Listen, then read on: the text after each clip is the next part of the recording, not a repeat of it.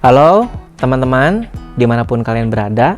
Bertemu lagi mungkin sebagian dari kalian dengan saya Panji, salah satu dosen di Sistem Komputer Universitas Kristen Maranatha. Kali ini kita bahas sedikit pembuatan model dan animasi di VR yang ternyata sebenarnya nggak sesulit itu loh. Kita coba bahas bagaimana membuat model dan animasi secara praktis terlebih dahulu ya.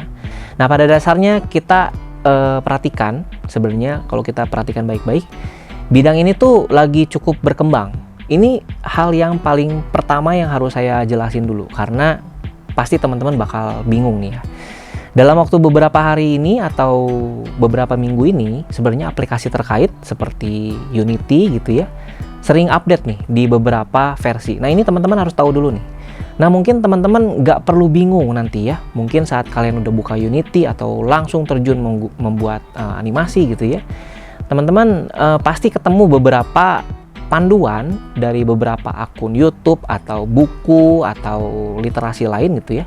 Yang tampaknya sudah sedikit ketinggalan setahun atau 2 tahun gitu ya. Dalam memberikan tuntunan, tutorial gitu ya. Nah, mungkin ini saya harus kasih tahu dulu. Ini sebabnya karena terlalu pesat sama apa yang sedang dikerjakan di sini gitu ya. Mungkin ini ada sedikit pembahasan praktis yang bisa sedikit saya bagikan kepada kalian. Kita mulai dari hal yang perlu kita siapkan terlebih dahulu. Mungkin ya, mulai dari Blender. Bagi teman-teman yang pengen belajar bikin 3D, saya bisa saranin teman-teman cobain deh. Cobain tutorial-tutorial yang berhubungan dengan Blender. Blender itu open source alias gratis teman-teman. Jadi teman-teman nggak usah khawatir sama biayanya.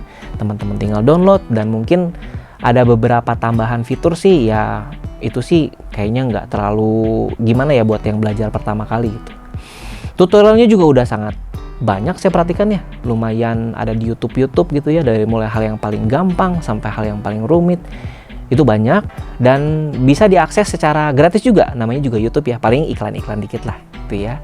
Namun mungkin dari penggunaan memang mungkin teman-teman yang belum terbiasa. Nah, ini nih yang perlu teman-teman tahu.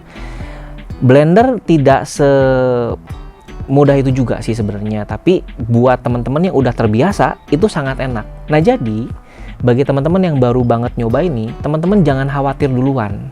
Lumayan perlu adanya adaptasi, mungkin sekitar beberapa tutorial, udah terbiasa, nah baru mungkin akan mahir pada akhirnya.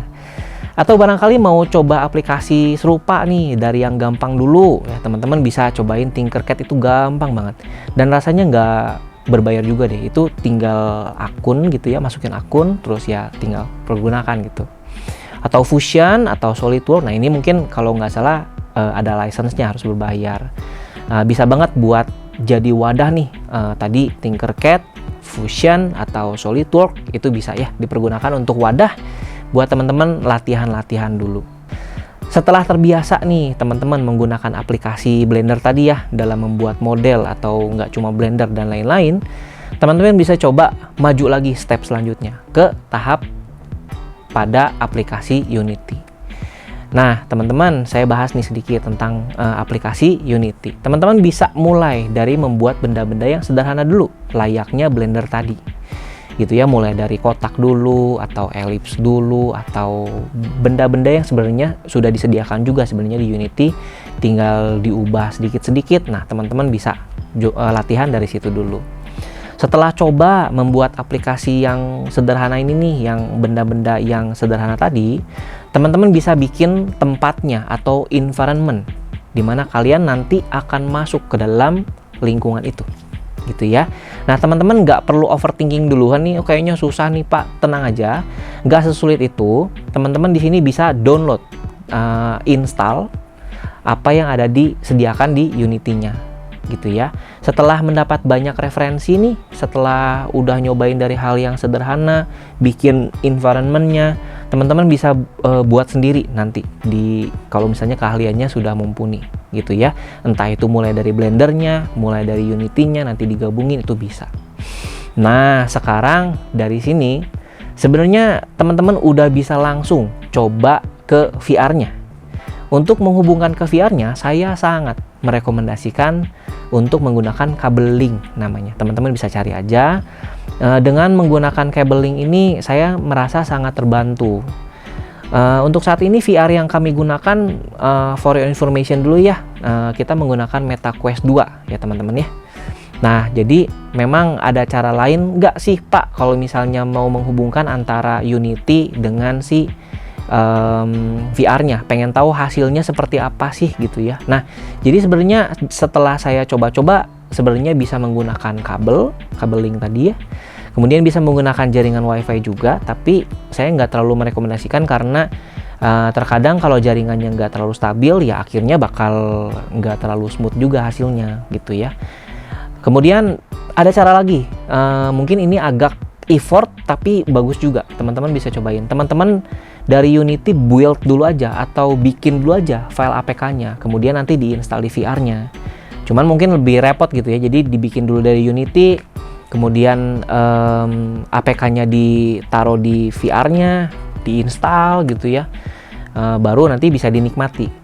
Nah, untuk menyambungkan Unity ke VR-nya, teman-teman perlu adanya komunikasi antara komputer dengan si VR-nya, betul ya?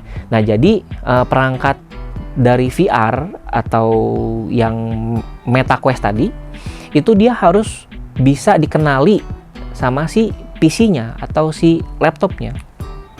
Setelah perangkatnya dikenali, nah baru transaksi data dari PC atau laptop menuju ke si VR-nya itu dia bisa lebih nyambung gitu ya. Nah, pastikan kompatibilitas juga VGA pada laptop atau PC-nya supaya dia kompatibel dan bisa dijalankan di laptop atau di PC-nya. Karena beberapa generasi VGA itu nggak support sama aplikasi Oculus ini. Sampai dengan video ini disusun, udah ada update lagi aplikasi Oculus-nya. Sekarang namanya udah menjadi MetaQuest Link. Nah, kan lihat kan betapa cepat update yang dilakukan sama bidang ini, dimana sebenarnya saya baru nyoba ini tuh sekitar ya akhir-akhir tahun inilah gitu ya. Nah, dalam sebulan atau sebulan setengah ini tadinya saya lumayan sering menggunakan Oculus, sekarang udah update lagi dia menggunakan MetaQuest Link gitu ya.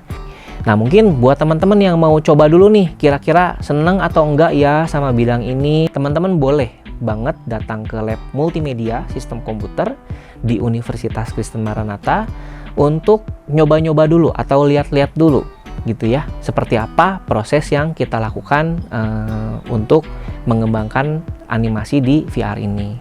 Oke deh, semoga penjelasan singkat yang saya sampaikan ini bisa jadi sedikit referensi maupun penyemangat buat teman-teman yang kira-kiranya tertarik sama bidang model dan animasi khususnya di perangkat VR.